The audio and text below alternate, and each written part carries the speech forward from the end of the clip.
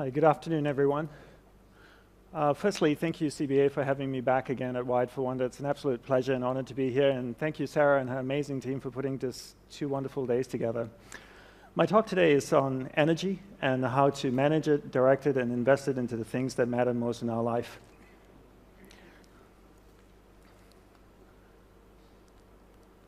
My clicker's not working.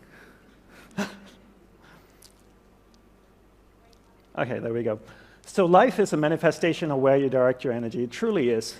And what we should really start with is to actually look at energy the same way we look at water. If I took a watering can and I watered a garden bed, would the weeds grow or the flowers grow? Both, right? Water has no ability to discriminate between the weeds and the flowers. Whatever I water starts to grow. Energy is the same way as well. If I took energy and I invested it into something negative, it will grow and become more negative. If I took energy, invested it into something positive, it will grow and become more positive. Energy has no ability to discriminate between what's positive and what's negative. Whatever you invest energy into starts to grow and manifest in your life. Right now, you're the sum total of where you've been investing your energy throughout your entire life. So the goal really in life is to figure out what it is you want. Right? What's your purpose in life, who and what's important in your life, and be able to direct energy towards that so that you can manifest that in your life. So where do we begin with this? We begin by understanding how the mind works. I'll have to say with you, after living 10 years as a celibate monk in a cloistered monastery in Hawaii, this would probably be the most important thing I could ever share with you, understanding how the mind works. From a monk's perspective of understanding the monk and experience of a monk's perspective of understanding the mind, and experience of the mind, and my perspective and my experience of the mind, there are 2 things we need to understand: awareness and the mind. Let's define what they are. Let's define awareness as a glowing ball of light. So imagine an orb, a glowing ball of light that can float around. Let's call that awareness and put that aside. Now let's define the mind. Let's define the mind as a vast space with many different areas within it. One area of the mind is angry, hatred, jealousy, joy, happiness, sex, food, art, science, technology, a whole bunch of different things, right? Your awareness, that ball of light, can actually move to any area of the mind you want it to go to. So if your awareness, this glowing ball of light, goes to the happy area of the mind, it lights up that particular area of the mind. You become conscious of being happy. Are you happy? No, you're in an area of the mind called happiness. If this ball of light goes to the angry area of the mind, it lights up that particular area of the mind. Are you angry? No, you're in an area of the mind called anger. And by using your willpower and your powers of concentration, you can actually take your awareness, this ball of light, to any area of the mind that you want to go to. And here's the most important part. Where your awareness goes, that's where your energy is flowing. So if your awareness goes to the angry area of the mind, your energy is flowing there. It's actually strengthening that particular area of the mind. So this is the theory of it. So let's do a little practical exercise to see if this actually works or if it's just some monk talk. Okay? So for that, I need some audience participation. I need all of you to sit up straight in your chair. Okay? And put your feet down on the ground. And if you're leaning back in your chair, sit forward a little bit. Keep your spine straight. Roll your shoulders back. You can keep your head nicely balanced on top of your spine. Your eyes are closed. Don't worry, we're not going to chant or hold hands until later. Just kidding. So take a slow, deep breath in with your eyes closed. Take a slow, deep breath in. Slowly exhale. Then take another slow, deep breath in again. And then slowly exhale. I want you to become aware of the chair that you're sitting on. Is it comfortable? Is it not comfortable? The temperature of the room? Is it cold? Warm? What about your body posture? Is your spine straight? Your shoulders roll back? You're sitting a little bit forward? Your head nicely balanced on top of your spine? Now I want you to become aware of the most recent wedding that you attended. Do you remember whose wedding it is? Were you happy for the couple getting married? Try and think as much detail as you can about the wedding. Do you remember what you wore to the wedding? Do you remember what the bride wore? Did she make a good choice with her dress? How was the food at the wedding? Alcohol? Did you drink a lot? Was there good music? Did you dance? Did you do some crazy wedding dance? Now I want you to become aware of the most recent vacation that you went on. What kind of vacation was it? Was it a surfing trip, yoga retreat, holiday, shopping, camping, backpacking? Try and think as much detail as you can about the vacation. What was the weather like where you went? Was it cold, rainy, hot, humid, dry, snowing? Do you remember the favorite hotel you stayed in? How was the food? Bland, spicy? Did you get sick eating the food? Did you shop a lot? What was one thing you bought on the trip that you really liked? Your eyes are still closed. I want you to become aware of the room again. Try and feel the temperature of the room. Is it warm? Is it cold? The chair you're sitting on, is it comfortable? Is it not? Is your spine still straight? Are you hunching? Are your shoulders rolled back? Okay, slowly open your eyes and you can lean back in your chair. Well, thank you very much for doing that exercise with me. That exercise is really to prove two things to you. One is there's a clear separation between awareness and the mind, two completely different things. Second is you can actually take your awareness and move it to any area of the mind you want it to go to. Well, you gave me permission to do it, so I took your awareness from the room, I took it to an area of the subconscious mind where the memory of the wedding resided, and then I took you to the vacation area of the mind, and then back to the room again. How do I know you were thinking about the wedding? Well, I had my eyes open and your eyes were closed. And when I asked questions, I could see the reactions in your face. Did the bride make a good choice with her dress? A couple of you went, okay. Did you drink too much? A few heads went down. So I knew you were thinking about the wedding, right? So I took your awareness to different areas in the mind. This happens all day. All day we allow people and things around us to dictate where our awareness goes in our mind. Let's do one little exercise again just to emphasize this point, because to me this is really, really important, and it's the crux of really managing energy in your life. Can you remember your first kiss? Do you remember who it was? Do you remember his or her name? Do you remember where it took place? Back of Dad's car? Behind the garage? What was the experience? What was the emotion that was associated with that experience? Come on, really think about it. It wasn't that long ago. Come on. Were you embarrassed? Were you nervous? Do you remember? Do you remember the person's name? Okay, some people are laughing, blushing. Do you remember the first time someone you loved, someone really close to you, passed away? Do you remember that? Do you remember getting a phone call, being told that this person that you love has just died? How did you feel? What was the emotions associated with that experience? Did you have the blessing of being able to see the body before it was cremated or buried? Do you remember standing next to the body, wondering how it felt, knowing that you'd never see this person again? How did it feel for you? Do you remember the emotions? Isn't it interesting? In the space of 60 to 90 seconds, I took your awareness from an area of the mind where all of you were smiling or giggling or slightly embarrassed to an area of the mind where all of you are completely sad. Or not sad, or just feeling the vibration of the room just completely changed, right? And I could take your awareness now to an angry area of the mind where you all get angry, you get up and you leave, and Sarah and her team would be really upset with me. And this happens all day, right? All day we allow people and things to dictate where our awareness goes. And because they dictate where our awareness goes, that's where our energy flows as well. And where our energy flows is what manifests in our life. So really the goal in life is not really to control your mind, but rather to control where your awareness is going within your mind. So don't control your mind, control where your awareness goes within your mind. How do we do that? We do that by learning how. So your spiritual practice or your homework for taking away is to control where your awareness goes in your mind throughout the day, and that's really it. How do we do this? We learn the fine art of concentration. First, let's define what concentration is. I define concentration as the ability to keep your awareness on one thing for an extended period of time. So if I can keep my awareness on this lady, and hold it on her, I'm concentrating. If I allow my awareness, my ball of light, to move away, I'm getting distracted. I use my willpower, and I bring my awareness back, and I hold it on her. Being able to do that allows me to concentrate.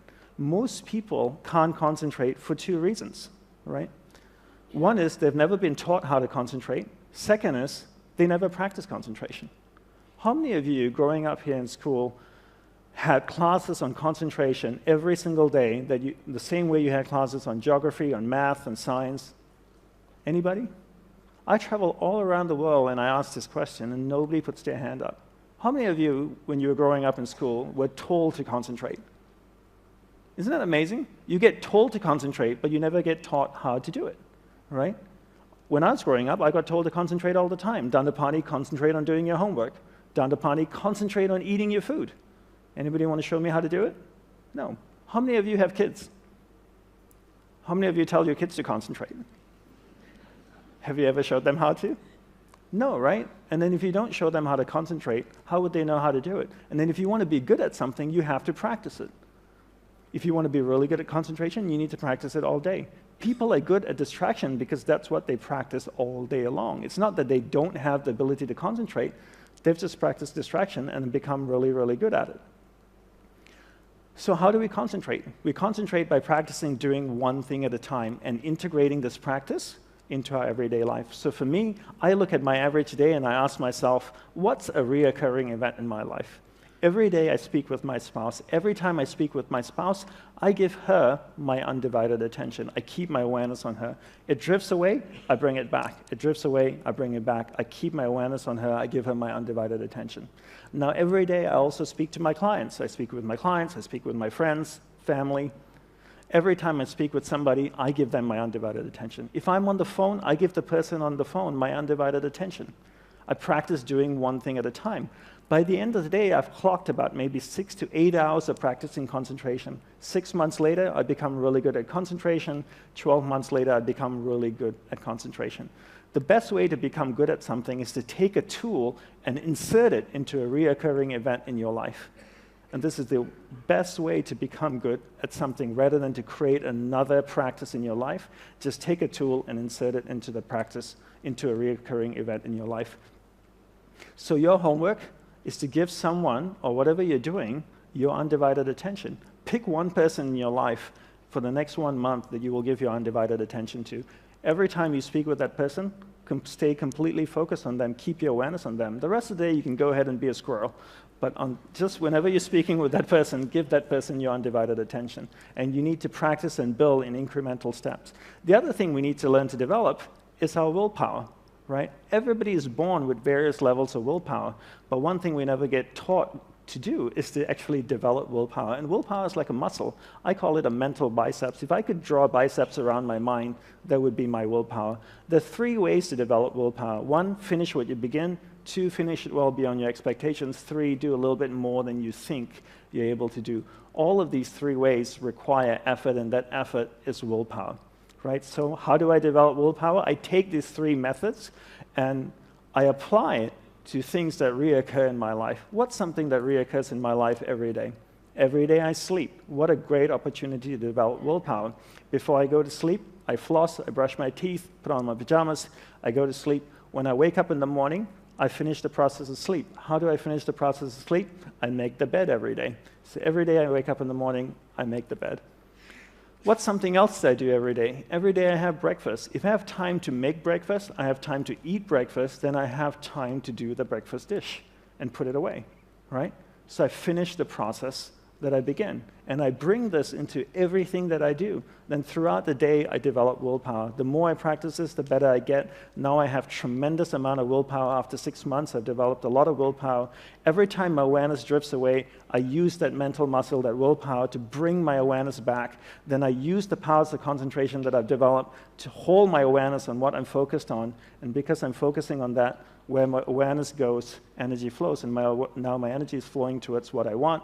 That starts to manifest in my life. That's why it's so important, firstly, to understand there's a separation between awareness and the mind, 2 completely different things.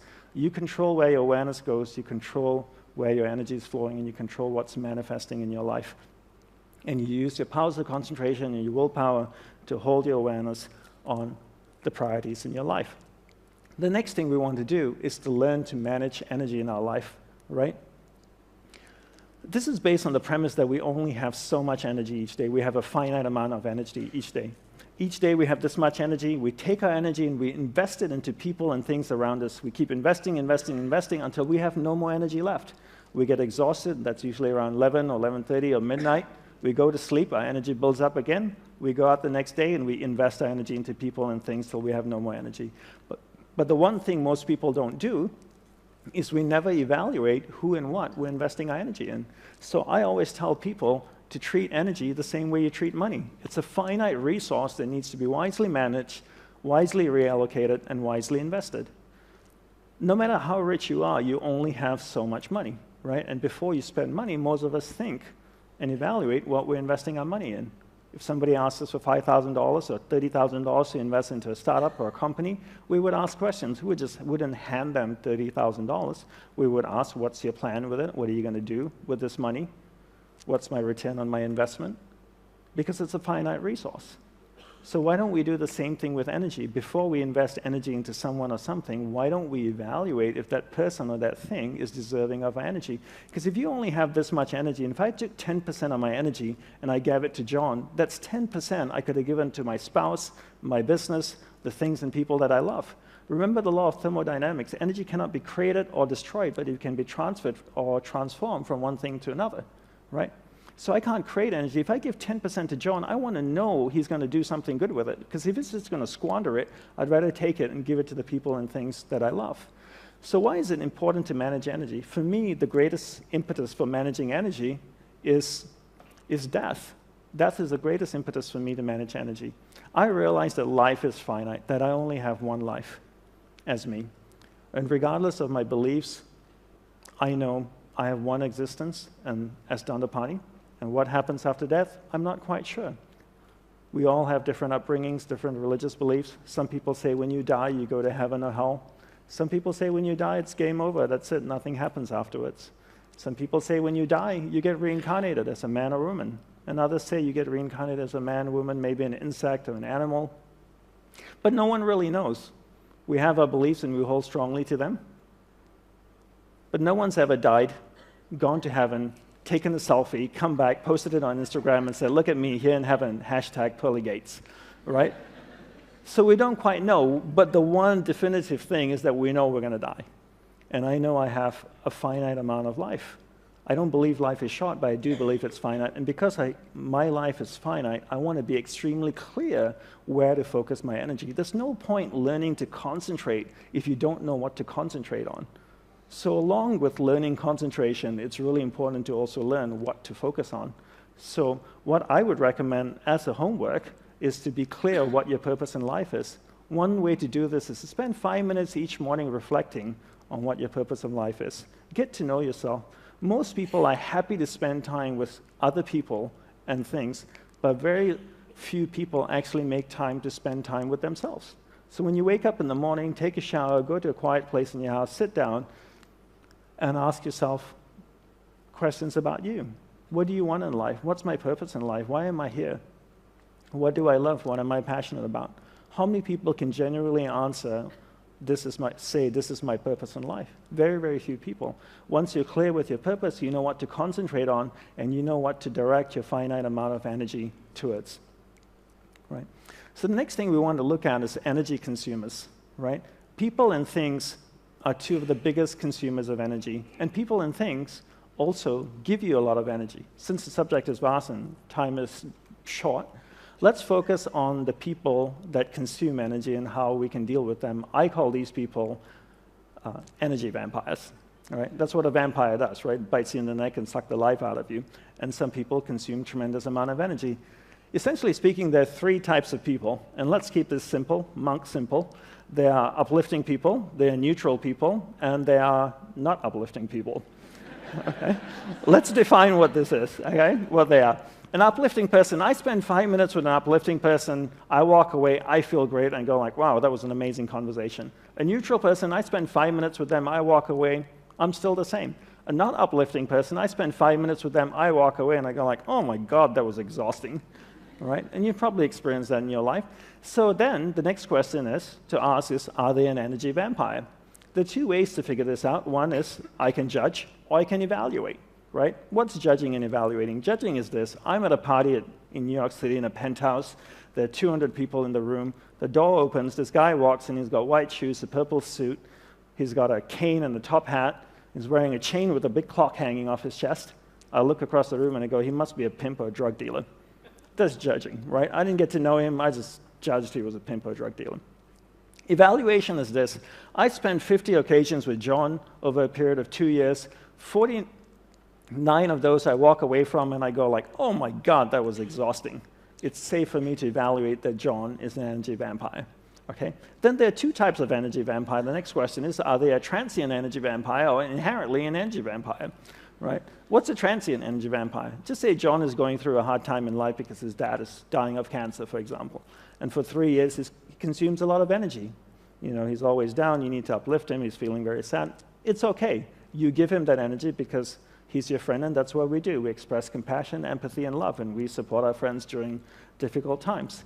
What's someone who's inherently an energy vampire? Someone who's inherently an energy vampire has always been this way. For decades, they just haven't changed. They're just not an uplifting human being at all. So how do we deal with someone who's inherently an energy vampire? So before I go there, quick question for all of you. How many of you in this room feel like you have someone who's inherently an energy vampire in your life? That's a lot of people in this room, right? So how do we deal with someone who's inherently an energy vampire, right? My guru taught me the best way to do this is to practice the art of being affectionately detached, but always kind, gentle, sincere, and loving towards them. What does this mean? So just say John is inherently an energy vampire. I live in New York City. I'm walking down Fifth Avenue. I see John walking towards me. What do? Do I cross the street? That's not very nice. I meet John. John meets me. What do you say when two people meet each other? I know what you guys say in Australia. G'day, how's it going, mate? Right? Do I say that? No. Do you know why I don't ask how are you? Because I don't want to know.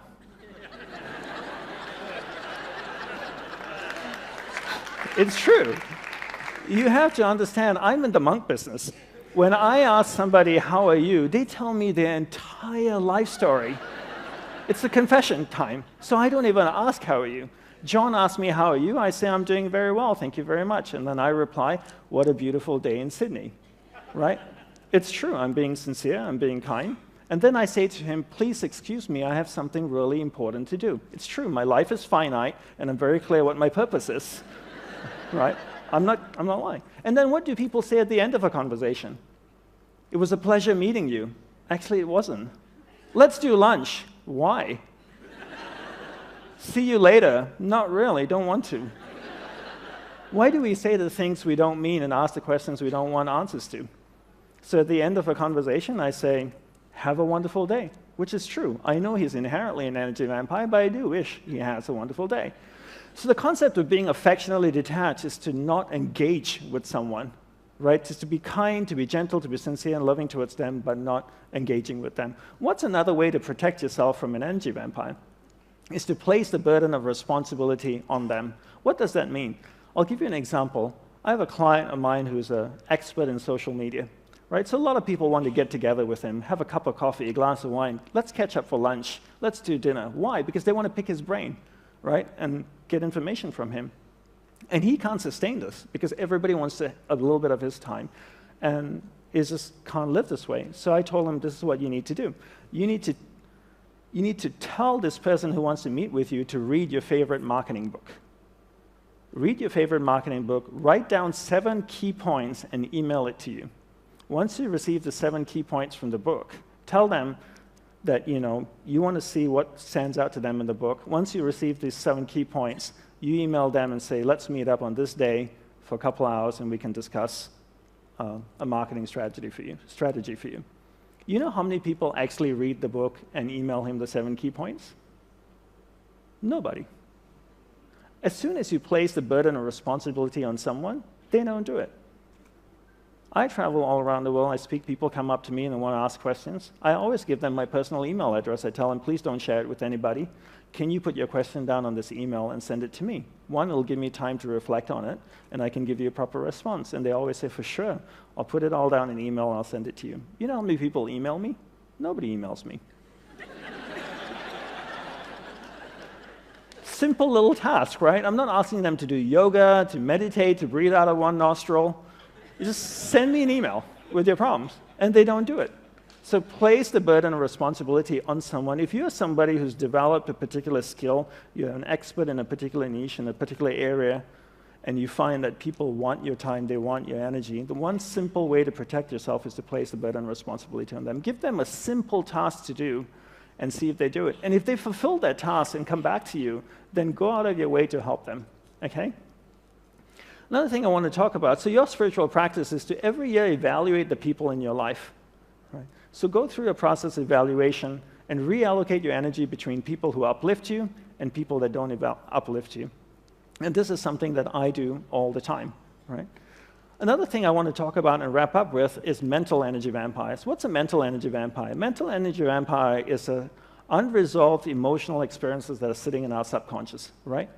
Most people's subconscious mind looks like this Indian flower market. It's just packed with stuff because people don't resolve stuff as they go through life, right? Everything that is once passed through your conscious mind in the form of experience is resident in your subconscious mind, and all these experiences have emotion attached to them, right? One simple way to deal with unresolved emotional experiences is to do this exercise called the Vasana Daha Tantra. That's the Sanskrit name for it. And what it really is to take a piece of paper and write down the problem on it. Every experience has emotion attached to it. And I want to share with you a quote from Tesla, which I think really encapsulates the philosophy that I believe in or that I was trained in the monastery. Tesla says, if you want to find the secrets of the universe, think in terms of energy, frequency, and vibration. Everything is made up of energy, and it's vibrating at a certain frequency. So if I have an experience, it has emotion attached to it, it's vibrating in my subconscious mind. My goal is, I can't do anything about the experience because it's already happened, but what I can do to help myself is to remove the emotion that's attached to experience. So I take a piece of paper, I write down the problem. As I write down the problem, something really interesting happens. That experience moves from my subconscious mind to my conscious mind because I'm reliving it. The interesting thing that happens is the energy, the emotion actually comes out of the experience, flows through my hands into the piece of paper. Now I crumble the piece of paper and I burn it in a fire. It could be a garbage can, a fireplace, it doesn't really matter. Does the fire destroy the emotion? No, because you can't destroy energy. But what it actually does is transform the emotion in the paper into heat, flame, ash, smoke, and a whole bunch of different things. I remember the first time I ever shared this exercise was with a group of entrepreneurs in Perth, actually, about 5 years ago. And one of them said to me, look down the pony, I realized that experiences have emotion attached to them. And I realized as well, when you relive it or you're writing about it, it goes from your subconscious mind to your conscious mind. But this whole concept that emotion comes out of the experience, flows through your hands into the piece of paper, I find it really hard to believe. I find it that's a little bit too spiritual. I said, fair enough. So I asked him, do you have kids? He says, yeah, I have a couple of kids, a 4-year-old and a 6-year-old. I said, on Father's Day, on your birthday, do they ever make you cards? They said they do that all the time. Can you describe the card? Well, they said usually go to the back of the house, they find an old piece of cardboard, they draw on it, they stick a bunch of things on it, stars and a bunch of ribbons, and then on Father's Day, on my birthday, they hand me the card. I said, how does it look? They go, well, it doesn't look that great. It's made by a 4-year-old. But I said, let me ask you this way. If you saw it in the store, would you pay money for it? And they go like, no way. But do you keep it? He says, yeah, I keep every single one. And I asked him why. He said, well, it's so full of love. I said, wait a minute, you're telling me your kids know monk magic? Because 2 minutes ago, I told you about putting emotion in a piece of paper, and you looked at me like I was a crazy person. And now your 4-year-old son knows how to do this, right? Because he's taken a piece of paper, put his emotion in it, a piece of paper that you don't want, a cardboard that you didn't want, put his emotion in it, and now he's given it to you, and you hold it. So you can actually transfer energy from you, emotion from inside of you, into another matter. How many of you have kids and have one of those not-so-attractive drawings at home? Do you keep them? Why? You'd never be able to sell it to anybody. Nobody would want to buy it, all right? You keep it because they're so full of love. It's full of emotion, right? So you can move emotion out of you. So the exercise here is really, if you ever find that you have unresolved emotional experiences sitting in your subconscious, consuming tremendous amount of energy, take a piece of paper, write it down, and then burn it in an ordinary fire. How many times should you write? Well, depending on the emotion. If it's an intense experience, you might have to write about it 3 or 4 times. If it's not so intense, maybe once or twice. So just to wrap up over here, to know yourself is one of the greatest gifts you can give yourself. It truly is, right? Most people don't really understand themselves. They don't understand what they want in life, and therefore find it extremely difficult what to focus their finite amount of energy on. I want to leave you with 2 quotes, one from my guru. The first one is proceed with confidence, right? Proceed with confidence. Believe in your ability to manifest something in your life, because you can. How do you manifest something in your life? You take your awareness, you focus it on that thing. You know how to develop concentration now. You keep your awareness on it. When your awareness is on it, that's where your energy is flowing. When your energy flows there, it starts to manifest in your life. And believe in your ability to do that and proceed with confidence. The next thing is, life is meant to be lived joyously. It truly is.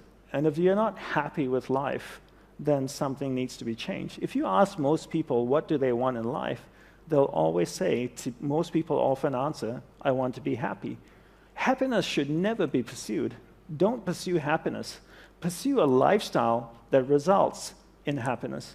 And that's, for me, what I do. I never chase happiness. I pursue a lifestyle where the byproduct of the lifestyle is happiness. In order to find out what the lifestyle is, I need to know what my purpose in life is. In order to do that, I need to spend time with myself each day to find out who and what's important in my life, take that finite amount of energy that I have each day, focus it into those things. That starts to manifest in my life. The byproduct of that is happiness. Right? So I want to say thank you, and I want to leave you with a small gift. If you go to this website address, you'll find a 5-week online course on understanding the mind, and also on how to develop concentration and willpower. You're welcome to sign up for it. You just need your name and email address, and you'll receive that every week on email. Thank you very much, everyone. I hope you enjoyed it and find these skills useful.